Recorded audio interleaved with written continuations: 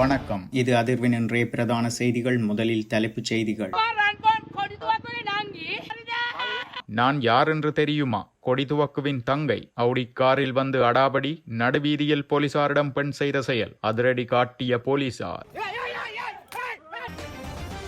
அர்ச்சுனாவின் காரில் ஆபத்தான ஆயுதம், பகிரங்கப்படுத்திய அர்ச்சுனா. பாதாள உலக குழுவினரின் ஆதிக்கத்திற்கு மஹிந்த ராஜபக்சதான் காரணம், என்பிபி தரப்பு பகிரங்கம். அன்று மஹிந்த ராஜபக்ச அவருக்குரிய தண்டனையை வழங்கியிருப்பாரா என்றால், ஆனால் அன்று அவர் கொண்டு அவர் காப்பாற்றியது கெகல்பத்ர பத்மேவிடமிருந்து 3.5 லட்சம் ரூபாய்க்கு வாங்கிய பொருள், இலவங்கப்பட்டை தோட்டத்திலும் துப்பாக்கி ரவைகள். பெட்டி படுக்கைகளுடன் மூட்டை முடிச்சுக்களை கட்டும் சந்திரிகா, வெளியான தகவல். 25 முக்கிய போதைப்பொருள்காரர்களில் வெளிநாட்டவர்கள். பாதாள குழு தலைவர் பெக்கோசமனின் மனைவி பிணையில் விடுவிக்கப்பட காரணம் என்ன? யாழ் பல்கலையில் மீட்கப்பட்ட ஆயுதங்கள் தொடர்பில் குழப்பத்தை ஏற்படுத்திய ஆதாரம். மெல்போர்ன் பௌத்த ஆலய பாலியல் குற்றங்கள், இலங்கை பௌத்த தேரர் குற்றவாளி என தீர்ப்பு, நடந்ததென்ன? அன்புள்ள அனுர அவர்களே, கருணைமிகு ஹரணி அவர்களே, ஆசிரியராகும் எங்கள் பணியை உறுதிப்படுத்தி தாருங்கள். மட்டக்களப்பில் ஆர்ப்பாட்டம். ஜனாதிபதியின் சிறப்பு பிரதிநிதியாக நியமிக்கப்பட்ட நபர் யார்? அதிர்வு சேனலை லைக் மற்றும் சப்ஸ்கிரைப் செய்து கொள்ளுங்கள். இனி தொடர்பான விரிவான செய்திகள். சொந்த பாதுகாப்பிற்காக வாளை ஏந்தி வருவதாக யாழ்ப்பாண மாவட்ட நாடாளுமன்ற உறுப்பினர் ராமநாதன் அர்ச்சுனா கூறியுள்ளார். தனது உயிருக்கு அச்சுறுத்தல்கள் இருந்த போதிலும் அரசாங்கம் தனக்கு பாதுகாப்பு வழங்காததால் இவ்வாறு வாளை வைத்திருப்பதாகவும் அவர் குறிப்பிட்டுள்ளார். இது குறித்து சபாநாயகர் மற்றும் போலீஸ் மா அதிபருக்கு தான் அறிவித்துள்ளதாக அர்ச்சுனா குறிப்பிட்டதாக தென்னிலங்கை ஊடகம் ஒன்று செய்தி வெளியிட்டுள்ளது. தனது உயிருக்கு அச்சுறுத்தல் இருந்ததால் இதற்கு முன்னர் 2 முறை எழுத்துப்பூர்வமாக பாதுகாப்பு கோரிய போதிலும் அரசாங்கத்திடமிருந்து எந்த பதிலும் கிடைக்கவில்லை என்றும், அத்துடன் தனது சொந்த பாதுகாப்பிற்காக ஒரு துப்பாக்கியை கோரிய போதிலும் அதற்கும் அரசாங்கத்திடமிருந்து அனுமதி கிடைக்கவில்லை என்றும் தெரிவித்துள்ளார். பின்னர் விலங்குகளிடமிருந்து தன்னை பாதுகாத்துக் கொள்ள ஒரு ஸ்ப்ரே துப்பாக்கியை கோரிய போதிலும் அதற்காக அரசாங்கத்திடமிருந்து எந்த பதிலும் தனக்கு கிடைக்கவில்லை என்றும் அர்ச்சுனா சுட்டிக்காட்டியுள்ளார். எனவே தனது சொந்த பாதுகாப்பிற்காக ஒரு வாளை தன்னுடன் வைத்திருப்பதாகவும், அதை எப்போதும் தனது காரில் வைத்திருப்பதாகவும், இது குறித்து சபாநாயகர் மற்றும் போலீஸ் மா அதிபருக்கு தெரிவிக்க நடவடிக்கை எடுத்துள்ளதாகவும் அர்ச்சுனா தெரிவித்ததாக குறித்த செய்தியில் கூறப்பட்டுள்ளது.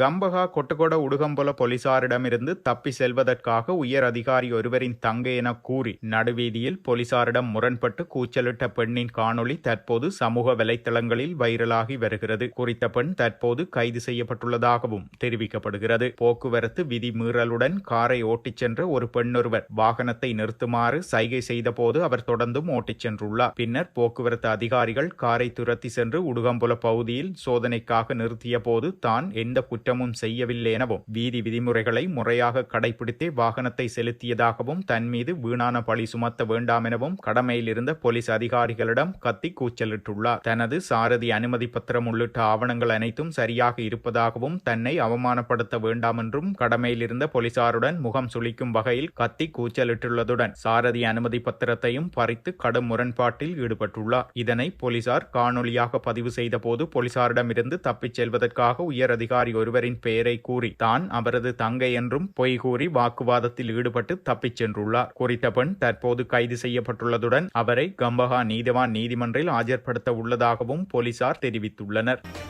இன்று இந்த நாட்டில் பாதாள உலக குழுவினரின் ஆதிக்கத்திற்கு முன்னாள் ஜனாதிபதி மஹிந்த ராஜபக்சதான் காரணம் என தேசிய மக்கள் சக்தியின் கொழும்பு மாவட்ட ஒருங்கிணைப்பாளர் தாஹா ஐன்ஸ்டீன் தெரிவித்துள்ளார். தனியார் ஊடகம் ஒன்றிற்கு வழங்கிய நேர்காணலில் இவ்வாறு குறிப்பிட்டுள்ளார். தொடர்ந்தும் அவர் தெரிவிக்கையில், லான்சாவை கைது செய்த நேரம் முன்னாள் ஜனாதிபதி மஹிந்த ராஜபக்ச அவரை காப்பாற்றுகிறார். பாதாள குழுவினராக இருந்தாலும் பரவாயில்லை, நான் காப்பாற்றுகிறேன் என்ற செய்தியை அதன் மூலம் அவர் கூறுகிறார். அதுதான் அன்று இந்த நாட்டில் பாதாள உலக குழுவினர் உருவாக காரணமாகும். அன்றைய தினமே அவர் அவருக்கு தண்டனை வழங்கியிருப்பாராக இருந்தால் குற்றங்கள் முற்று பெற்றிருக்கும் என தேசிய மக்கள் சக்தியின் கொழும்பு மாவட்ட ஒருங்கிணைப்பாளர் தாஹா ஐன்ஸ்டீன் தெரிவித்துள்ளார். இவ்வாறு இருக்க நேற்று பேலியகொட மேற்கு மாகாண வடக்கு குற்றப்பிரிவுக்கு கிடைத்த ரகசிய தகவலின் அடிப்படையில் மினுவாங்கொட வீட்டு வளாகத்தில் ஒரு தொழிலதிபர் ஒரு கைத்துப்பாக்கி மற்றும் 13 தோட்டாக்களுடன் கைது செய்யப்பட்டுள்ளார். இது தொடர்பான விசாரணையின் போது காவலில் உள்ள ஒழுங்கமைக்கப்பட்ட குற்ற கும்பல் உறுப்பினரான கெகல்பத்ர பத்மேவிடம் இருந்து 3.5 லட்சம் ரூபாய் ரூபாய்க்கு துப்பாக்கியை பெற்றதாக தொழிலதிபர் தெரிவித்துள்ளார். 2 ஆண்டுகளுக்கு முன்பு ஒழுங்கமைக்கப்பட்ட குற்றக்கும்பல் உறுப்பினரான மகேஷ் என்பவர் துப்பாக்கிச்சூடு மற்றும் கப்பங்கோரும் முயற்சியை தொடர்ந்து தனது சொந்த பாதுகாப்புக்காகவே துப்பாக்கியை பெற்றதாக தொழிலதிபர் வெளிப்படுத்தியுள்ளார். இதேவேளை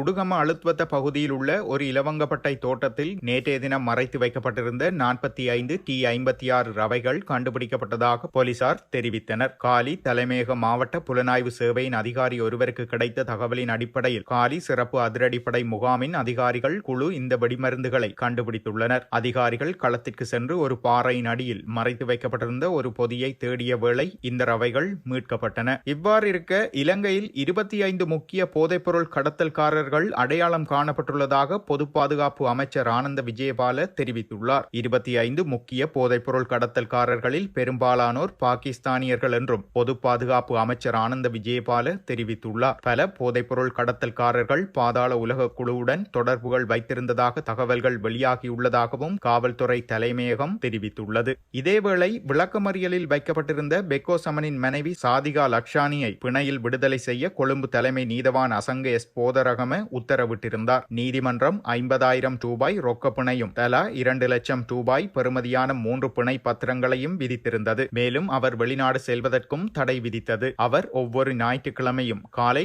9 மணி முதல் 10 மணி வரை குற்றப்புலனாய்வு திணைக்களத்தின் நிதி புலனாய்வு பிரிவில் ஆஜராக வேண்டும் எனவும் தெரிவிக்கப்பட்டது. தனது உத்தரவை அறிவித்த நீதவான் விசம் மற்றும் அபின் சட்ட பிரிவு 54B மற்றும் குற்றவியல் நடைமுறை சட்டத்தின் பிரிவு 115 கீழ் 2 கீழ் சந்தேக நபரை மேலும் தடுத்து வைக்க போதுமான ஆதாரங்களை அரசு தரப்பு முன்வைக்கவில்லை என கூறியுள்ளார். எனவே பிணைச்சட்டத்தின் பிரிவு 14 படி அவரை பிணையில் விடுவிக்க தீர்மானிக்கப்பட்டது. முன்னாள் ஜனாதிபதி சந்திரிகா பண்டாரநாயக்க குமாரதுங்க கொழும்பில் உள்ள நிதாகஸ் மாவட்டத்தில் உள்ள தனது உத்தியோகபூர்வ இல்லத்தை விட்டு வெளியேறுவதற்காக தனது பொருட்களை தயார் செய்து வருவதாக கூறப்படுகிறது. அண்மையில் நாடாளுமன்றத்தால் நிறைவேற்றப்பட்ட ஜனாதிபதி உரிமைகள் நீக்க சட்டத்தின்படி முன்னாள் ஜனாதிபதிகள் அரசாங்கத்தால் வழங்கப்பட்ட உத்தியோகபூர்வ இல்லங்களை விட்டு வெளியேற வேண்டி ஏற்பட்டுள்ளது. இருப்பினும் அவரது உடல்நிலை சரியில்லாத காரணத்தால் முன்னாள் ஜனாதிபதி சந்திரிகா பண்டாரநாயக்க குமாரதுங்க உத்தியோகபூர்வ இல்லத்தை விட்டு வெளியேற நவம்பர் 30 வரை கால அவகாசம் கோரியிருந்தார். ஆனால் அவர் தற்போது உத்தியோகபூர்வ இல்லத்தை விட்டு வெளியேறுவதற்காக தனது பொருட்களை தயார் செய்து வருவதாகவும் தெரிவிக்கப்படுகிறது. யாழ் பல்கலையில் மீட்கப்பட்ட ஆயுதங்கள் பெரும் அதிர்வலைகளை ஏற்படுத்தி இருந்தாலும் அவற்றை இலகுவாக கடந்து சென்று விட்டதை அவதானிக்க கூடியதாக உள்ளது. யாழ் பல்கலைக்கழகத்தை மையப்படுத்தி விடுதலை புலிகளின் செயற்பாடுகள் இருந்ததாக முன்னர் பேசப்பட்டிருந்தது. அதனை நிரூபிப்பதற்காக இந்த செயற்பாடுகள் இடம்பெற்றதா அல்லது உண்மையிலேயே ஆயுதங்கள் சுமார் 15 அல்லது 20 வருடங்களுக்கு முன்னர் மறைத்து வைக்கப்பட்டதா என்ற சந்தேகமும் எழுந்துள்ளதாக அரசியல் அவதானிகள் தெரிவிக்கின்றனர். அதாவது கிடைக்கப்பெற்றுள்ள படங்களை அவதானிக்கையில் துப்பாக்கிகளை சுற்றியுள்ள செலோடேப்பானது சந்தேகங்களை மேலும் வலுவாக்குகிறதாகவும், ஏனெனில் துப்பாக்கிகளை சுற்றியுள்ள செலோடேப்களை பொறுத்தவரை 1 வருடங்கள் மாத்திரமே அதன் பாவனை காலம் இருக்கும் எனவும், மேலும் நாட்களாகையில் அவை அதன் நிலை இழந்துவிடும் என்றும் கூறப்படுகிறது. ஆனால் தற்போது மீட்கப்பட்ட ஆயுதங்களை பார்க்கையில் அவை அண்மையில் சுற்றப்பட்டதைப் போலவே உள்ளதென ஆய்வாளர்கள் சந்தேகிக்கின்றனர். எனவே இவ்வாறான விடயங்கள் தற்போது பெரும் சந்தேகத்தையும் குழப்பத்தையும் ஏற்படுத்தியுள்ளது.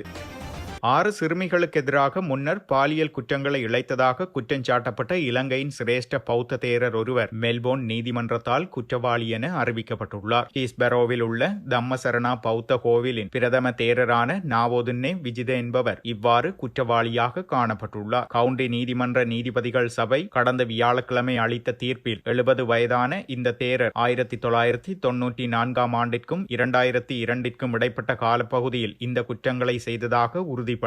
தேரர் கடந்த வியாழக்கிழமை பிற்பகல் தீர்ப்புகள் வாசிக்கப்பட்ட போது எந்தவொரு உணர்ச்சியையும் வெளிப்படுத்தவில்லை. 2 கைகளாலும் தலையை தாங்கிக் கொண்டிருந்தபடி அவர் அமர்ந்திருந்தார் என வெளிநாட்டு ஊடகங்கள் தெரிவிக்கின்றன. நீதிமன்றத்தின் வெளியே ஆதரவுக்காக காத்திருந்த பௌத்த ஆலயத்தின் உறுப்பினர்கள் நீதிபதிகள் சபை அறையை விட்டு வெளியேறிய பின்னர் கண்ணீர் விட்டு அழுததாகவும் கூறப்படுகிறது. விக்டோரியா மாநில சட்டத்தின் கீழ் இந்த குற்றங்களுக்கு தேரருக்கு 1 தசாப்தத்திற்கும் அதிகமான சிறை தண்டனை விதிக்கப்பட வாய்ப்புள்ளதென தெரிவிக்கப்படுகிறது. 5 வருடங்கள் பொறுத்தது போதும் அனைவரும் ஒன்றிணைவோம் எனும் தொனிப்பொருளில் இலங்கை பட்டதாரிகள் சங்கத்தினால் நேற்றைய தினம் மட்டக்களப்பில் ஆர்ப்பாட்ட பேரணியொன்று முன்னெடுக்கப்பட்டது. இலங்கை பட்டதாரிகள் சங்கத்தின் தலைவர் கணேசன் அனீரன் தலைமையில் இடம்பெற்ற ஆர்ப்பாட்ட பேரணியானது திருமலை வீதி சுற்றுவட்டத்தில் இருந்து ஆரம்பமாகி மட்டக்களப்பு நகரில் உள்ள காந்தி பூங்காவை சென்றடைந்து கவனஈர்ப்பு ஆர்ப்பாட்டத்தினை முன்னெடுத்திருந்தனர். மட்டக்களப்பில் உள்ள 5 கல்வி வலயங்களிலும் ஆசிரிய அபிவிருத்தி உத்தியோகத்தர்களாக கடந்த 5 வருடங்களாக கடமையாற்றி வரும் அபிவிருத்தி உத்தியோகத்தர்கள் சுமார் 200க்கும் மேற்பட்டோர் கலந்து கொண்டு குறித்த ஆர்ப்பாட்டத்தினை முன்னெடுத்தனர். 5 வருட அநீதிக்கு நியாயம் வேண்டும், போட்டி பரீட்சை மட்டும்தான் தகுதியா, அரசே பாடசாலையில் ஆசிரியர் பணி புரிந்து பல மாற்றங்களை கொண்டு வந்த எமக்கு ஆசிரியர் நியமனம் வழங்கு, மாணவர்களின் உள்ளங்களை புரிந்து கொண்ட எங்களை ஏமாற்றாதே, ஜனநாயகம் மலர நீதி வழங்கு, அன்புள்ள அனுர அவர்களே, கருணைமிகு ஹரணி அவர்களே, ஆசிரியராகும் எங்கள் பணியை உறுதிப்படுத்தி தாருங்கள் போன்ற வாசகங்களை ஏந்தியவாறு கோஷமிட்டபடி ஆர்ப்பாட்டத்தில் ஈடுபட்டிருந்தனர். இலங்கை பூராகவும் 16,600 அபிவிருத்தி உத்தியோகத்தர்கள் பாடசாலைகளில் இணைக்கப்பட்டு கற்பித்தல் செயற்பாட்டில் ஈடுபட்டு வருவதுடன் இதில் மட்டக்களப்பு மாவட்டத்தின் 5 கல்வி வலயங்களில் 1004 அபிவிருத்தி உத்தியோகத்தர்கள் கடமையாற்றி வருகின்றமையும் இங்கு குறிப்பிடத்தக்கது. இலங்கைக்கு வெளிநாட்டு முதலீட்டினை ஈர்ப்பதற்கான அரசாங்கத்தின் திட்டத்தை வலுப்படுத்தும் நோக்கில் ஜனாதிபதி அனுரகுமார திசாநாயக்க மேற்கு மாகாண ஆளுநர் ஹனீஃப் யூசஃபை வெளிநாட்டு முதலீட்டிற்கான ஜனாதிபதி சிறப்பு பிரதிநிதியாக நியமித்துள்ளார். அரசியலமைப்பின் 41 முதலாவது பிரிவின்படி ஜனாதிபதிக்கு வழங்கப்பட்டுள்ள அதிகாரங்களின்படி இந்த நியமனம் செய்யப்பட்டுள்ளது. ஹனீஃப் யூசஃபின் நீண்டகால அனுபவம் மற்றும் உலகளாவிய முதலீடு மற்றும் தனியார் துறை வளர்ச்சியில் அவரது பங்களிப்பை கருத்திற்கொண்டு நாட்டின் பொருளாதார மறுமலர்ச்சி திட்டத்திற்கு அவரது திறன்களை பங்களிப்பதே இந்த நியமனத்தின் நோக்கமாகும். மேற்கு மாகாண ஆளுநர் பதவிக்கு கூடுதலாக அவர் இந்த புதிய பதவியில் கௌரவ சேவையாக பணியாற்றுவார் என்று ஜனாதிபதி ஊடகப் பிரிவு குறிப்பிட்டுள்ளது. இத்துடன் செய்திகள் நிறைவடைகின்றன. மறக்காமல் அதிர்வு சேனலை லைக் மற்றும் சப்ஸ்கிரைப் செய்து கொள்ளுங்கள்.